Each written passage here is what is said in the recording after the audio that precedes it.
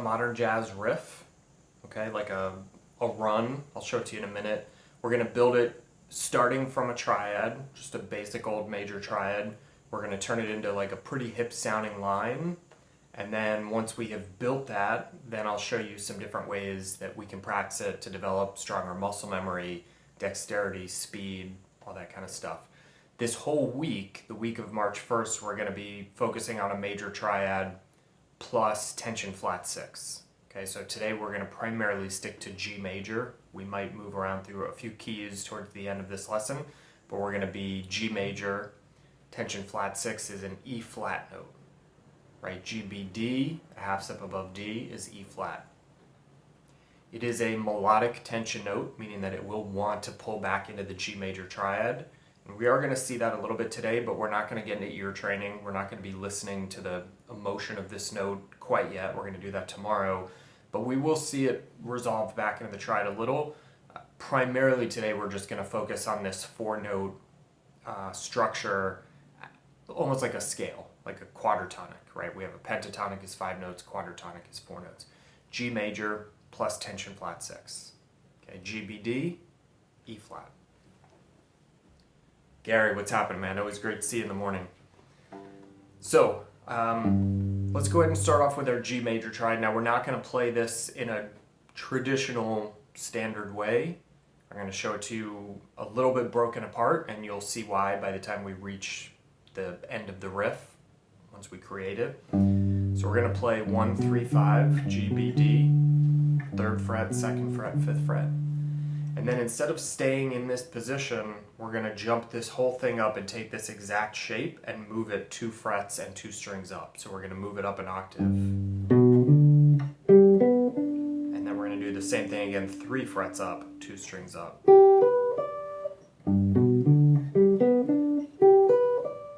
Okay, so your fingers you should be using the same fingers each time.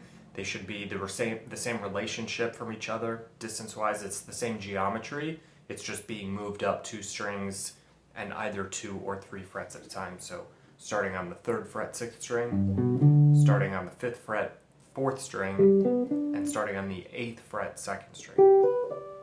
G, B, D, G, B, D, G, B, D.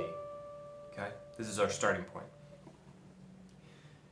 Let's flip the 3rd and the 5th backwards. So instead of playing 1, 3, 5, we're going to play 1, leap up to the 5, drop back to the 3rd. Okay? Now let's walk from the 5th chromatically down to the 3rd.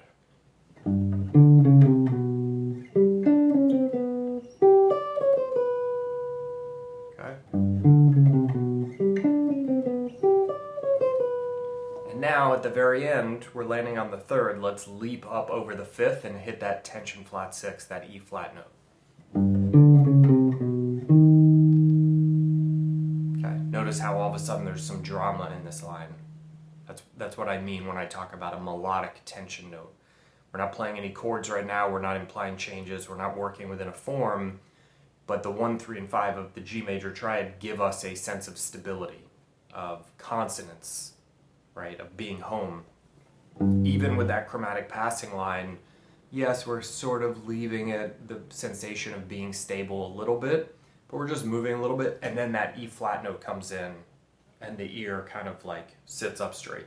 What was that? That's a melodic tension note. We're not going to dig deep into the ear training of it or into how to really make phrases with it yet. We'll be doing that in the next couple of lessons. But just notice that it should pop out to your ear. It's like an interesting color, okay? It's like the spice that we're putting in our food.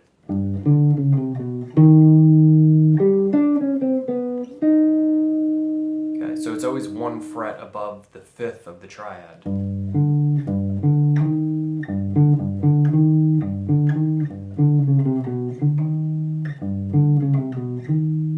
Okay, and I would recommend you try playing it this way, the way I'm doing it right now. If you need help with this, you can download the PDF and it'll show you in standard notation and in tab exactly how I'm playing this.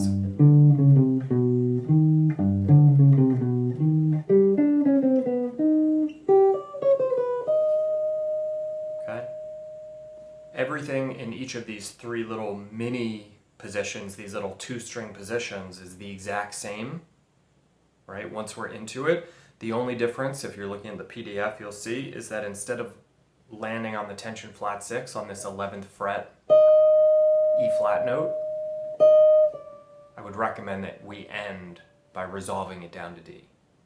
Right? I said we are going to see that resolution, that melodic tension moving into resolution a little bit. This is the moment where we see it.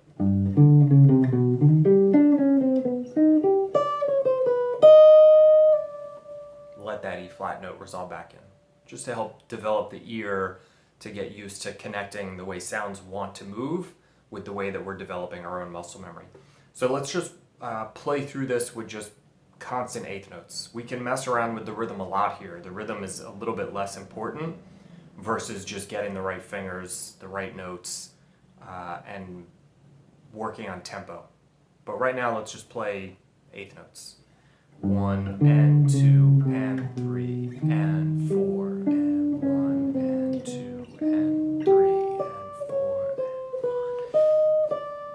Okay?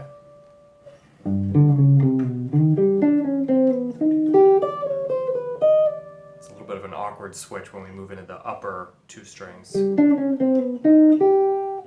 kind of playing it pinky, index.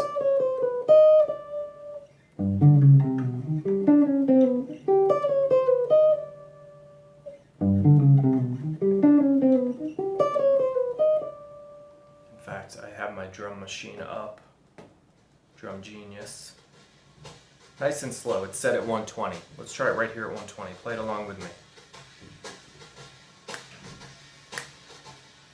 1, 2, 1, 2, 3, 4.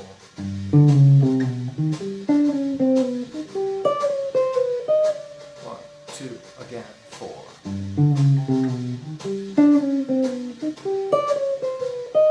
1, 2, 3, 4.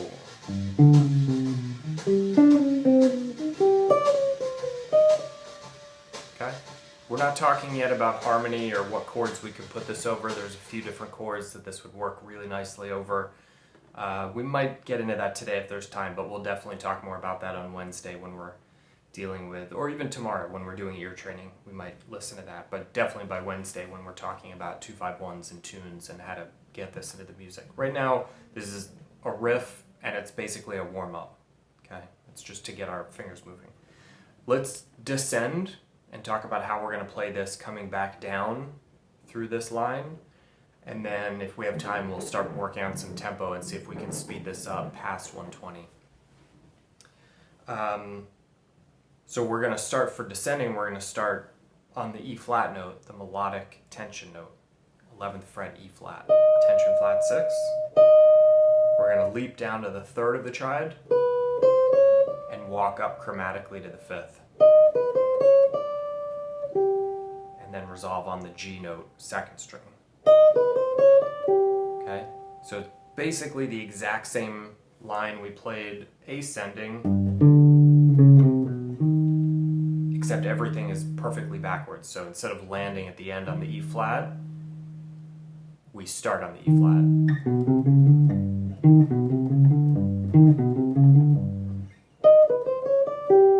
Right?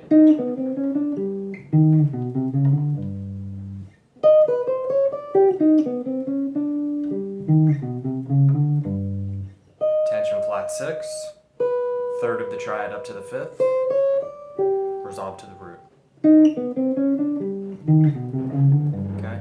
Inside of each one of these sort of 2-string mini positions, everything should be the exact same and should be very easy. Like there's nothing complicated about it as far as the fingering goes.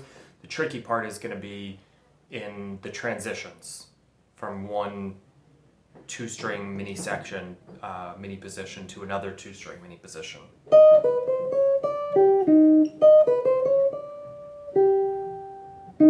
So I might not use my pinky for this one because it feels too awkward getting from the index to the pinky on the same fret, next string down. I might just go from my middle and then leap to get down to the 3rd of the triad with my index. then actually I'll do it here too, the same thing. Index, middle for the tension flat 6, because it just sits so perfectly there.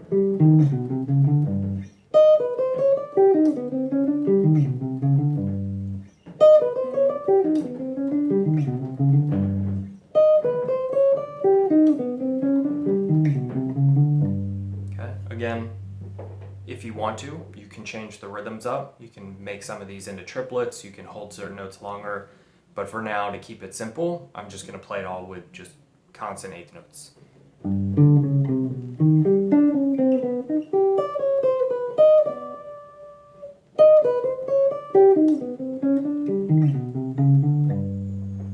Okay, let's try that with the Drum Genius. So this is at 120. We'll try and crank the tempo up as we move, but let's start here at 120. One, all the way up, all the way back. 1, 2, 3, 4.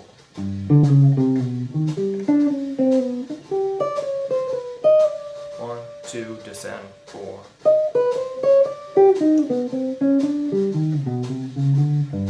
1, 2, 3, 4.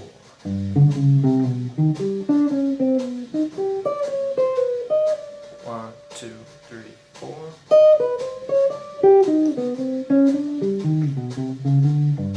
1, 2, one more time. 3, 4.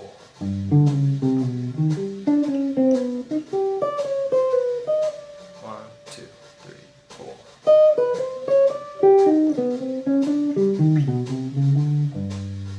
2, 3, 4. Okay.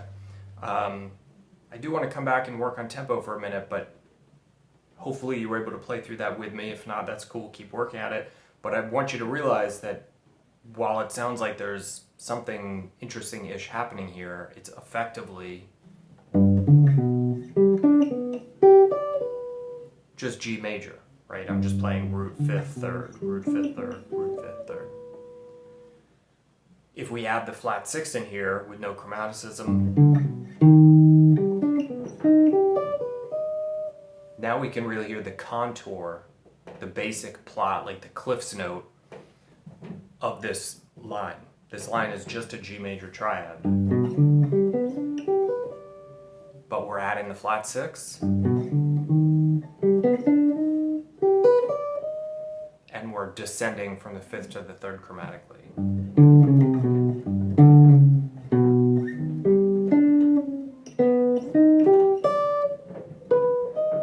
Okay, I think my upstairs neighbor really likes this one.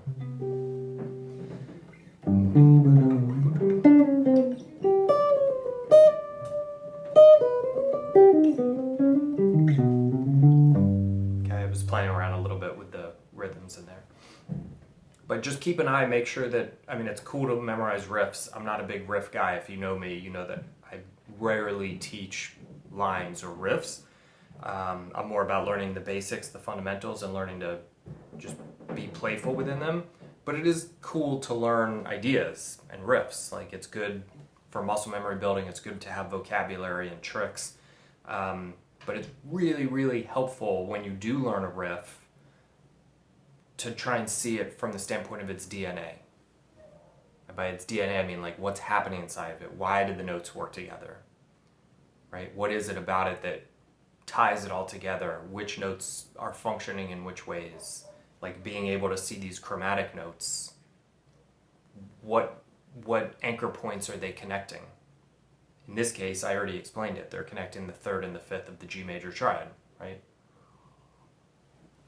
So little things like that, being aware of that and being able to steal those DNA concepts and plug them in where you want to plug them in, I think is really important. Because then you can take one riff. Someone was just asking about this in our study group open office hours this weekend. They were working on a Grant Green transcription. Then you can take Grant's ideas. And sure, you could learn them, memorize them note for note, and steal his riffs. That's great to do. But you can also analyze them from the standpoint of the DNA, like what kinds of sounds was his ear hearing? Not the specific riff itself, but a line like this, like, why did these notes work? You know, why was he hearing the B note and the D note as the most strong notes that he could connect chromatically? And then you can steal that idea and you can mutate it and change it however you want to. Maybe you want to play. So now I'm playing root flat 6 and then walking up chromatically, right? That could be a whole new riff. You could come up with 10 or 20 or 50 or 100 riffs based on this one idea. Why do we have to connect the 3rd and the 5th of the triad chromatically? Why can't we connect the root and the 3rd? Right? Why can't you connect the flat 6 and the root? There's so many different ways we could put these building blocks together. This is just one expression of it.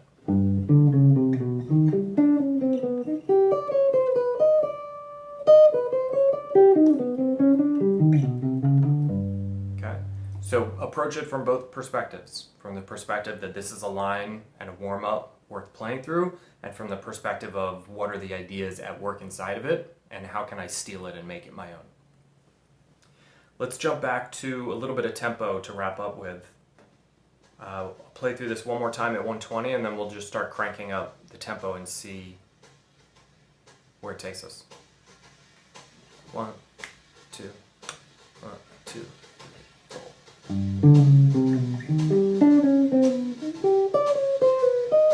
1, 2, 3, 4.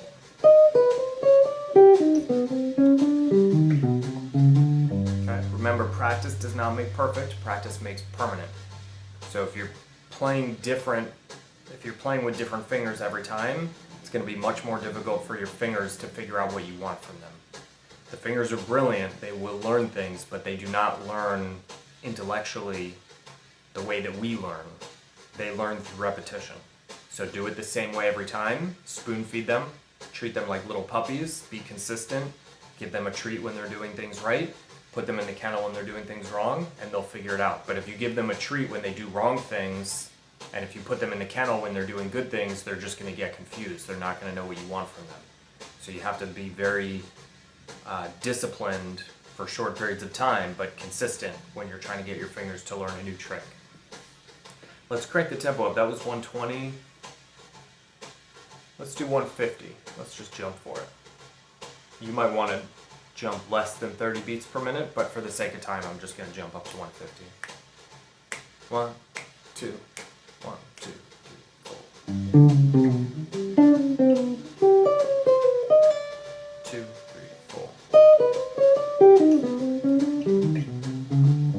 1, 2, 3, 4. 2, 3, 4.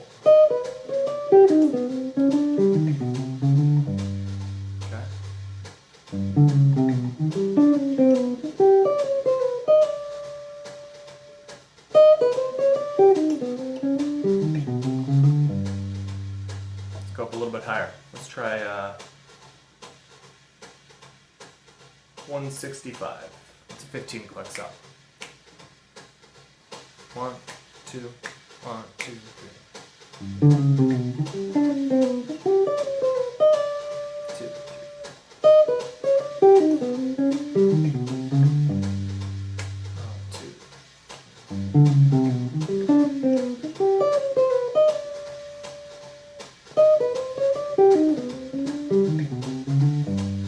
Just gonna keep cranking this up. That's 165. Here's 175. 1, 2, 1, 2, 3. 2, 3, 4. 1, 2, 3, 4.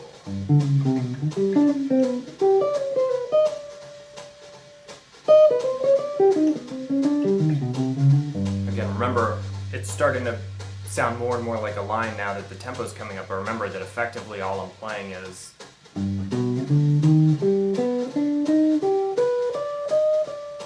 I should say, right? G major triad with the E flat note added. That's it. Quadratonic. 3 triad notes, 1 tension note, and then I'm adding a little chromaticism in here.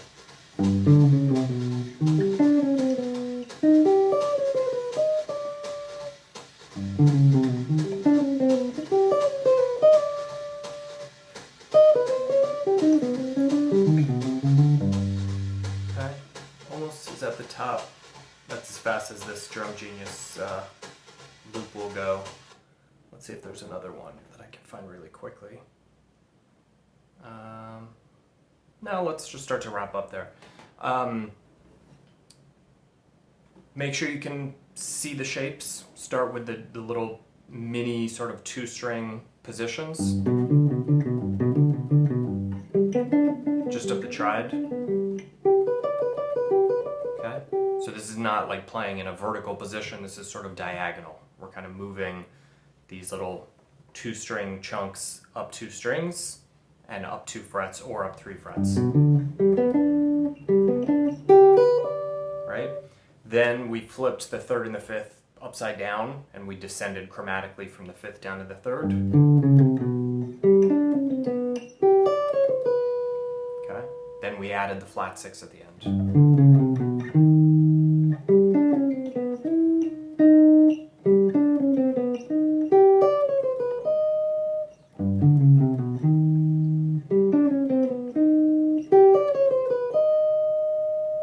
That's the riff.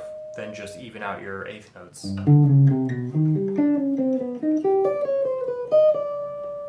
Right? And then flip it upside down to descend.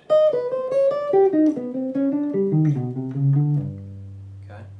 Now if you know me, you probably already know what I'm about to say next after I take my sip of coffee. Move it through the circle of fifths. Okay? If you're a beginner, if you're even early intermediate, maybe don't worry about the circle of fifths in terms of getting it done this second, but start moving into it. So like just go to the next key in the circle of fifths. So if we're playing G, right, if we go down a 5th, we're moving to C. So just worry about finding C. Okay? If you're a beginner, that might be enough for your practice session. Like, can you take this shape and move it into the C major triad?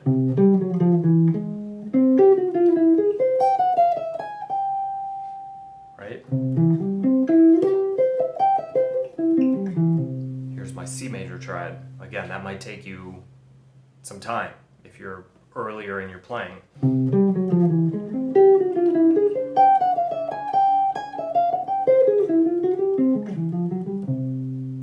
If you're late stage intermediate or into your advanced playing and you know how to follow the circle of fifths and you know where everything is, then don't overthink it. Don't stop and map everything out. Don't worry about pulling out some tab paper and writing the whole thing out. Just look at the fretboard and go. Put a metronome on and just try it. You'll find certain keys you probably can just play right away, and certain keys you're just going to face plant.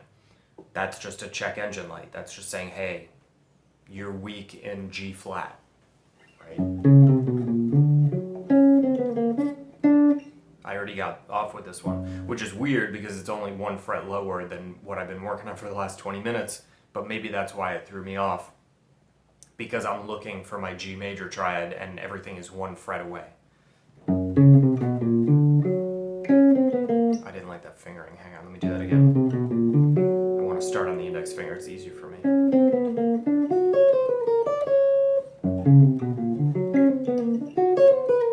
Remember, our fingers learn through repetition. Okay? So if you mess something up, stop and fix it. The puppy's chewing on the couch again. Stop it. Tell it to stop and give it a toy, and when it chews on the toy, give it a treat. Okay,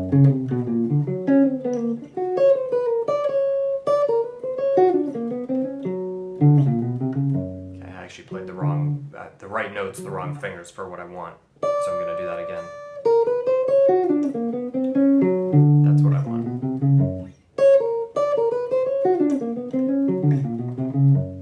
Okay? Wrong finger. Right notes, but wrong finger. It's just letting me know my puppies are sitting and laying down, but they're doing it in the wrong order. Right? They're playing the right tricks. They're doing the right tricks. They're just not doing it when I want them to do it. Now, don't mix this kind of practice up with actual improvisation in an actual musical setting. When you're playing in a group, right, at a jam session, at a gig, wherever you might be out playing, none of this matters, and you can't let it mess with your head. If you use a wrong finger when you're playing live, there's no such thing as that.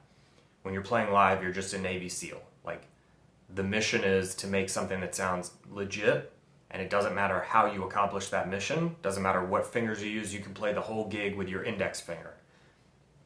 And maybe that's something you want to just practice doing. Just sit for 20 or 30 minutes and just try playing over a standard just with your index finger, just with your middle finger, because you have to be able to adjust in the moment when you're improvising. But when you're practicing this type of warm-up, kind of these runs that we're talking about right now, this is where it is a good idea to just get really good, healthy muscle memory, because you're just developing the mind-muscle kind of brain, ear, eye, finger connection, the neuromuscular system. We just want it all connected so that when you hear a sound in your head, your mind knows what it is, it tells your fingers how to play it, your fingers know how to do it, and your eyes can keep an eye on the fretboard and see that it's all right. So yeah, start with the triad, add the descending chromatic line, add the tension flat 6, ascend and descend, and then start moving it through other keys, ideally all the way through the entire circle of fifths. And then, inevitably, we want to start putting this inside of 2-5-1s and tunes and things like that, and we'll discuss some ways that this can be applied into musical situations in the next couple days. Okay, tomorrow we're doing... What are we doing on Tuesdays? I forgot the topic already. Melodic ear training, and then on Wednesday it'll be 2-5-1s and tunes. So give that a shot. Grab the PDF if you need it. Hit me up. Leave questions in the comments if you got them, and I'll do my best to respond. And yeah, I can't believe 2 months out of 2021 is already over. So let's get on the ball. Time keeps flying by. No time to waste. Happy practicing. Hey YouTube, it's Jordan Clemens with NYC Jazz Guitar Master Classes and the Melodic Triad Study Group. Thank you so much for watching this video. I hope you enjoyed it. I have a ton of content coming out onto YouTube this year. We've been doing daily jazz guitar lessons, so I'm going to be posting videos like this pretty much every day. So if you dug this and you want to follow me, subscribe and make sure that you turn on notifications so that you can watch more videos like this. Thanks again for watching. Hope to see you in the comment section. Hope to see you in the next video.